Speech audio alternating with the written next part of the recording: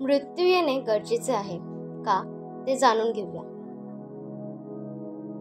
मृत्यूचे भय वाटणे स्वाभाविक आहे, परंतु मृत्यू टाळणे अशक्य आहे. जन्म मृत्यू हा सृष्टीचा नियमच आहे. तो कोणालाही चुकलेला नाही. तो आवश्यक आहे. कसा ते चला तर मग जाणून घेऊयात. मृत्यू येऊच नये असे प्रत्येकाला वाटते. समुद्र मंथनाच्या वेळी अमृत कलश निघाला. तो प्राशन करण्यासाठी, अमर होण्यासाठी देवदानवांमध्ये चढाओढ लागली होती. तिथे आपल्यासारख्या सर्वसामान्यांची काय कथा. एका राजाने शहराबाहेर एका वृक्षाखाली बसलेल्या साधूला विचारले, साधू महाराज, मला अमर करू शकेल अशी दिव्य वनौषधी किंवा चांगले रसायन तुमच्याजवळ आहे का?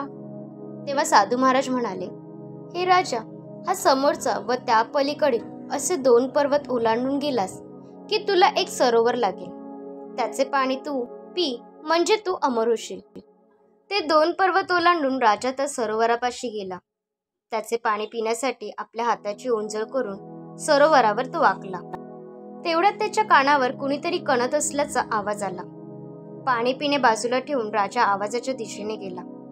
एक जर्जर माणूस एका झाडाखाली आडवा पडून कणत असलेला त्याच्या दृष्टीस पडला. राजाने त्याला कणण्याचे कारण विचारले. तो म्हणाला, या सरोवराचे पाणी प्यायल्यामुळे मला अमरत्व आले.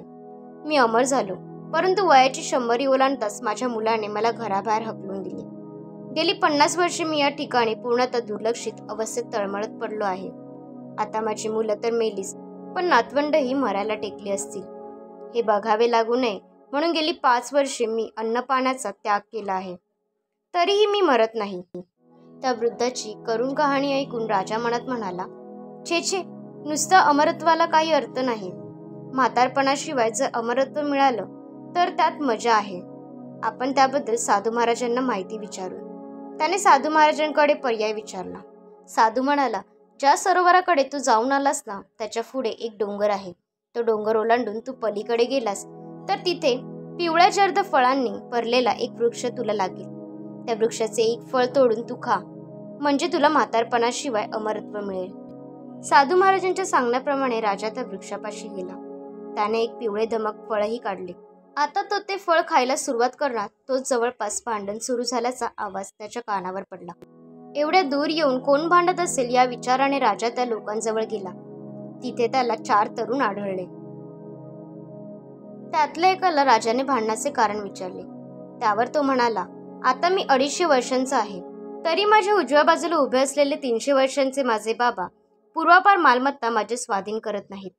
मग त्यांच्याशी भांडू नको तर काय करू? राजाने युवका इतक्याच तरुण दिसणाऱ्या दुसऱ्या युवकाला विचारले. तर तो म्हणाला, अहो, माझ्या उजव्या बाजूला उभे असलेले हे माझे 350 वर्षाचे वडील आहेत. ते मला संपत्ती देत नाहीत. मी तरी मुलाला कुठून संपत्ती देऊ सांगा? 350 वर्षाच्या तरुणाकडे राजाने प्रश्नार्थक दृष्टीने पाहिले असता तो म्हणाला, मी तरी संपत्ती कुठून देणार? ही चूक माझ्या वडिलांची आहे. ते आता 400 वर्षांचे आहेत. यावर राजा म्हणाला, पण एवढी संपत्ती असताना तुम्ही डोंगरदऱ्यांमध्ये का वास्तव्य करताय? यावर पणाजोबा म्हणाले, आमच्या घरात दिवस रात्र मालमत्तेवरून भांडणे होत असल्याने गावकऱ्यांनी आम्हाला गावाबाहेर हाकलून दिले, म्हणून आम्हाला इथे राहावे लागत आहे. तो प्रकार पाहून राजा म्हणाला, म्हातारपणाशिवाय अमरत्व मिळाले तर तेही नकोच, कारण ते जास्त भयंकर आहे.